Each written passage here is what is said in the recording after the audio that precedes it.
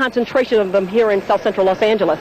And as you can see, the police are cordoning off the street here. They've set up flares, and this is a common sight. What is behind me with a stretch of police across the intersection. They're doing that a lot to try and control the flow of the traffic. So that's what's going on down here. Yeah, Jody, for your information, we're looking at live shots from Charper 2. We don't know exactly where this, maybe Mark Dent fill us in, but we are seeing more looting taking place here. Yeah, that's been kind of the thing. And, you know, I think as it gets darker, that's going to become a problem because there are so many stores with all the windows broken out. And you can see there a van that has driven up to the front of this. Apparently, they're trying to ram through these, obviously. Lord, that's at, we are told, Western and Santa Monica. Trying to ram through this protective gates that have been put up over, as many businesses have. And look at this.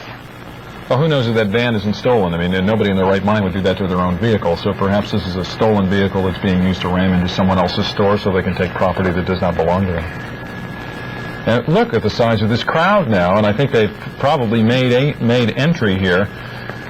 Mark Dunn, are you with us? Yes, Tricia, go ahead. Yeah, whereabouts is this happening? We're just at the corner of Santa Monica Boulevard and Western, just south of the Hollywood Freeway.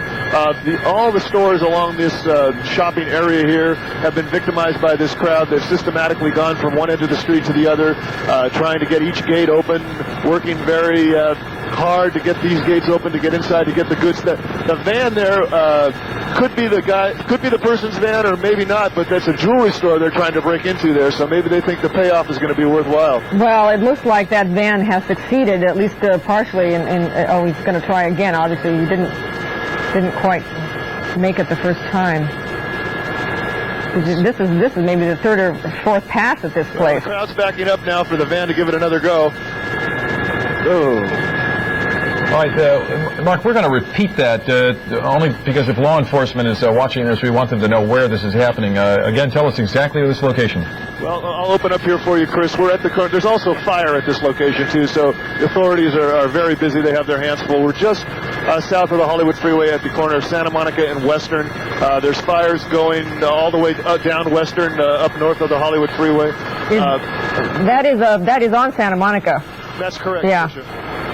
Yeah, and that is an older section of Hollywood, of the East Hollywood area. There are many little shops along here, and obviously these people here are trying to get into this jewelry store, as Mark was saying. And well, I think they're into two stores now. It looks like he actually turned and started ramming the metal gate on the whatever the shop is that's next door. So it's the jewelry store and the adjacent shop. Do you see, from your perspective, any law enforcement anywhere in the area? Well, LAPD patrol car just drove by about 5 minutes ago prior to the van starting its action. I think they were on their way over. They had 3 new engine companies coming in to try and battle this fire. They might have been over to try and stand guard for those fellows.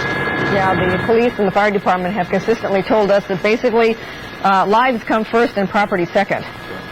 That's all they can do at this point. I mean, these crowds are continuing to spread to new parts of town that haven't seen this as of yet today, and let's hope the curfew does some good. Mark, just for your benefit and the benefit of our viewers, we here have contacted LAPD and given them this exact location, and we will see how long it takes to get there. Well, we'll remain on the scene, and we'll bring you that when it occurs. All right. From your call to the police department, they responded within minutes, including a police helicopter. Upon arrival here, though, they started taking stones and bottles, I think, we have a report of that, from the crowd, and they've set up a perimeter at the actual intersection. It seems This is the intersection of Santa Monica and Western? Yes, that's correct, Tricia.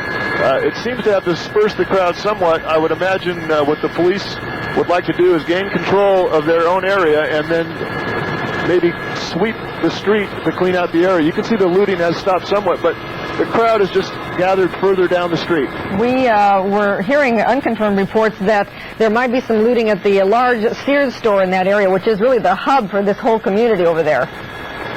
When we come around again to the front of that store, we'll look. There doesn't seem to be any entrance being made from the rear. There is an additional fire in the area now. One of the stores that had been looted has been set ablaze.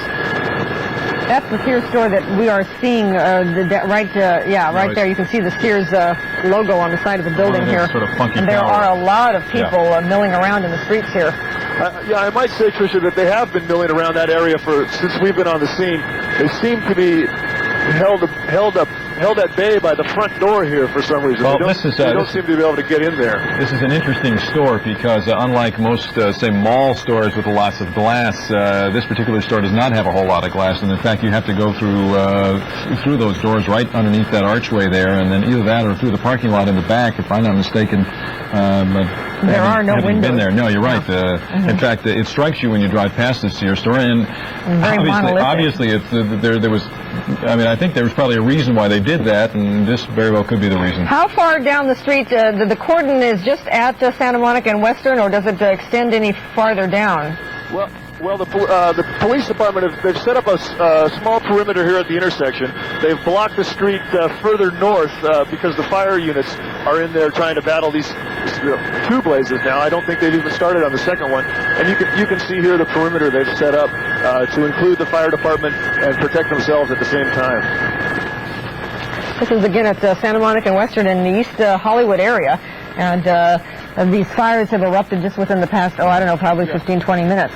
The long shadows of the policemen that they are casting on the pavement is just a reminder that we're coming close now to sundown, which Mac tells us will be about 7:30 or in about an hour and a half. That also will coincide with a curfew, a dawn to dusk curfew, which would be imposed in all of the city of Los Angeles tonight.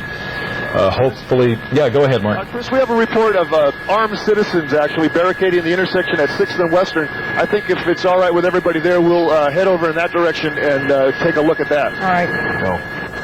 Armed citizens, as he mentioned.